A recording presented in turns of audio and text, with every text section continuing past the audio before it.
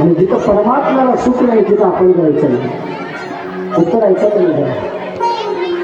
जिथे समाधान आहे, माणसाला समाधान कशात आहे? सत्संगामध्ये, हरिचिंतनामध्ये.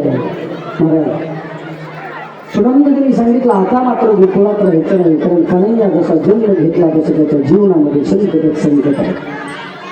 कोण आहे हो महाराज? आमच्या परिवारातली माणसं कर्त्याचं ऐकत नव्हतं. परिवारातली माणसं जर कर्त्याचं ऐकत नसतील तर आजचं गाव आमच्या योजनाचं ऐकेल कसं माझा? पण भाव होता माझा कन्हैयाचा प्रती, माझ्या कृष्णाप्रती असलेला भाव होता माझा. सर्व गोकुळवाशांनी सांगितलं नाही आता राहायचं नाही.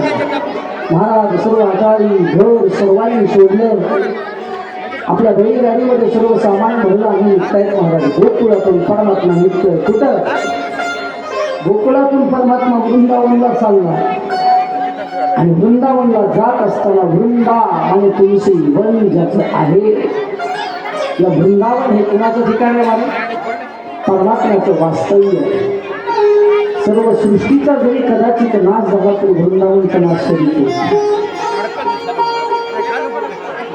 म्हणून या वृंदावनमध्ये परमात्मा सर्व गोकुळवासी निघून वृंदावनमध्ये येतात.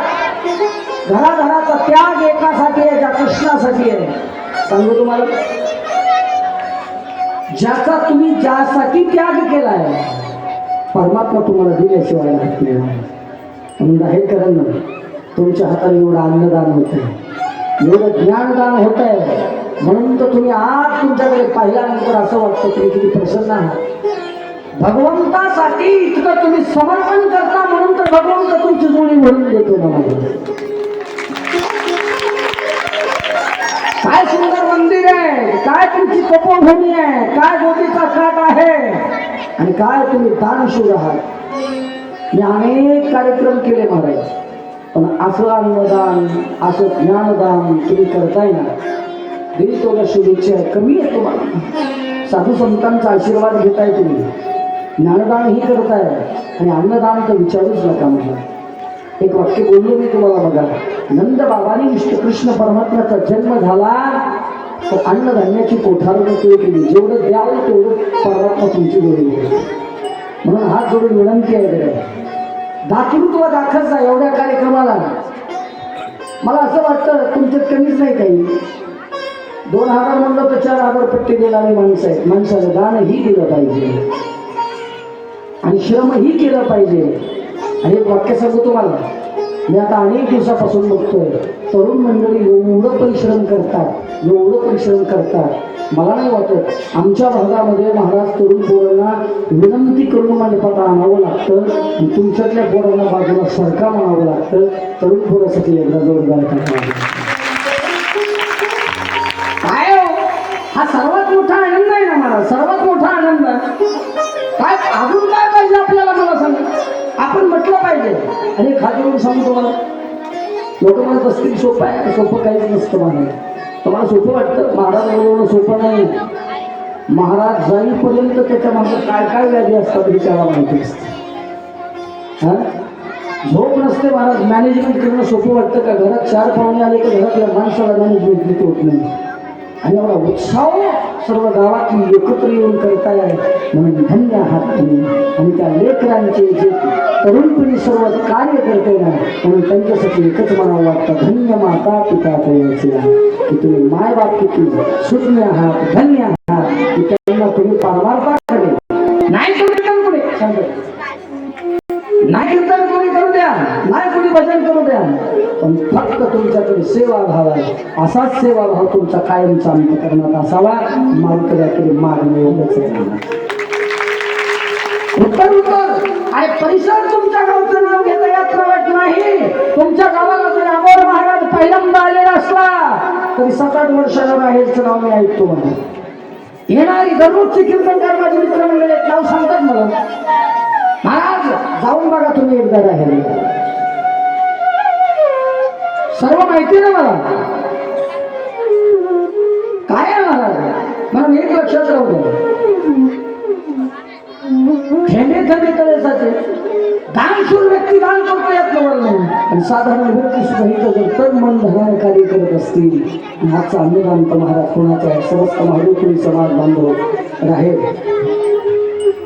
आणि पुढल्या वर्षी पण घेणार आणि वा अरे असं दाखवतो लागतं म्हणा काही म्हणजे तुम्हाला तुमच्या चरणावरती कोटी कोटी प्रणाम का माझ्या भगवान श्रीकृष्णाची कृपा तुमच्यावर राहो आणि भगवान शंकर शम सुखम करोति तिस शंकर जी सुखाची अनुभूती करून देणारा माझा शंकर आहे या शंकराची कृपा सुद्धा तुमच्यावर देवत राहो आणि असंच तुमच्या कोण या कार्यक्रमासाठी असंच अन्नदान आणि सहकार्य होत राहो एवढीच माझ्याकडे याच्या चरणावरती प्रार्थना काय पाहिजे आणि लोकांना पट्टी मागायला जाताना आयोजकाला चप्पल घासावं लागतात चप्पल घासावं लागतात चप्पल तुटायची वेळ येते तरी पट्टी देतोच म्हणतो आमच्याकडे असं आहे म्हण बरं का साहेब आमच्याकडे असं आहे पट्टी द्या ना ती म्हणतो उद्या या ना कोण पट्टी द्या ना ती म्हणतो उद्या या ना 2 दिवस सप्ताह चालू झाला तरी तिसऱ्या दिवशी जाते ह्याला वाटतं भाडं सोयाबीनचे पोते दिसले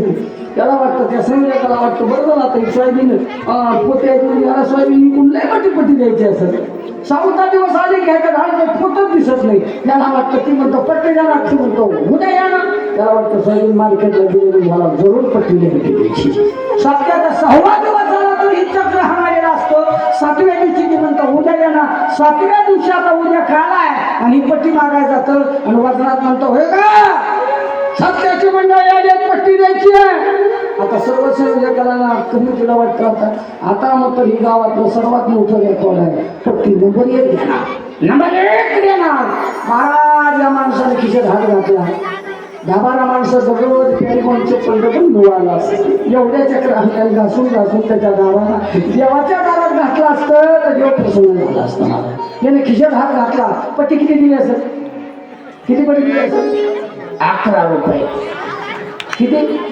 11 रुपये पट्टी पंजाबी नवल नाही गंमत आहे पट्टी 11 रुपये सप्त्याचं पॉम्पलेट येऊ बा सप्त्याचं पॉम्पलेट मंदिराला लावलेलं होतं त्याला होते लेकरं 3 आणि ही दोघं नवरा बायको किती झाले 5 यांना बापाला सांगितलेलं पटकन जाऊन मंदिराच्या पत्रिका काढून आणा बोला म्हणजे कशाला ती म्हणलं सांगतो तेवढं करायचं दांड जर झाले म्हणलं वर गपचीप गेले पत्रिका आणल्या दप्तरात ठेवा म्हणला तुमच्याकडे वेगळं आमच्याकडे वेगळं असतं आमच्याकडे वेगळं असतं दप्तरात ठेवा वर म्हणजे पप्पा दप्तरात कशाला उद्यापासून जर बायकोच्या जवळ गेला आणि चांगलं लाकूड घेतलं म्हणला उद्यापासून जर तू चूल पिटवली तर मोकळच करतो म्हणला तुला बायको म्हणजे आज का बोलायला फुकट खात असतो सप्त्याला पट्टी देत असतो 11 रुपयावर 5 माणसं 8 दिवस फ्री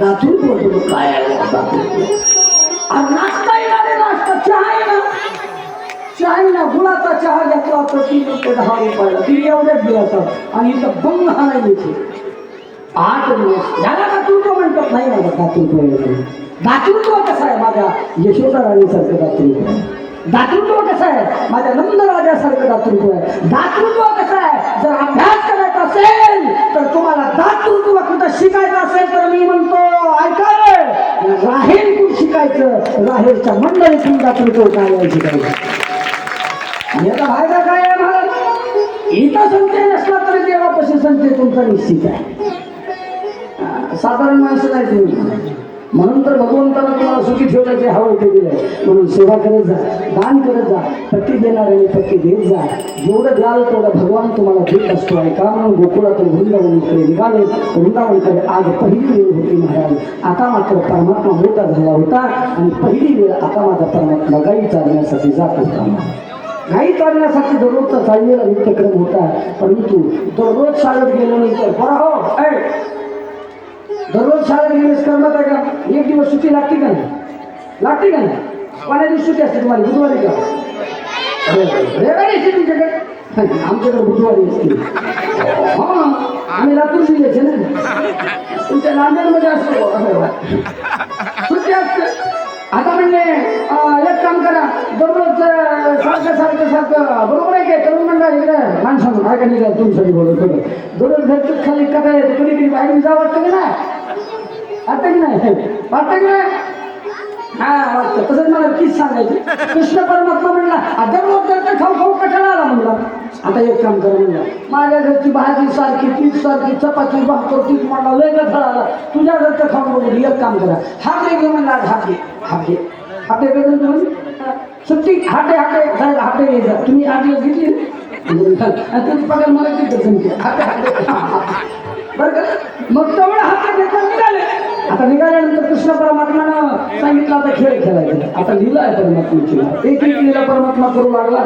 दुपारपर्यंत खेळायला मला चला आता चिंच वगैरे खेळू म्हणले. महाराज क्रिकेट खेळायला लागले. ऐका रे, क्रिकेट काय आज आलेलं नाही माझं. 5,500 वर्षापूर्वीचे क्रिकेट आहे. तुम्ही कुठं सांगता आता क्रिकेट आलं हे आणलं ते आणलं त्याला नाही. 5,500 वर्षापूर्वीचं क्रिकेट कृष्ण कलिंगने एक चेंडू टाकला महाराज.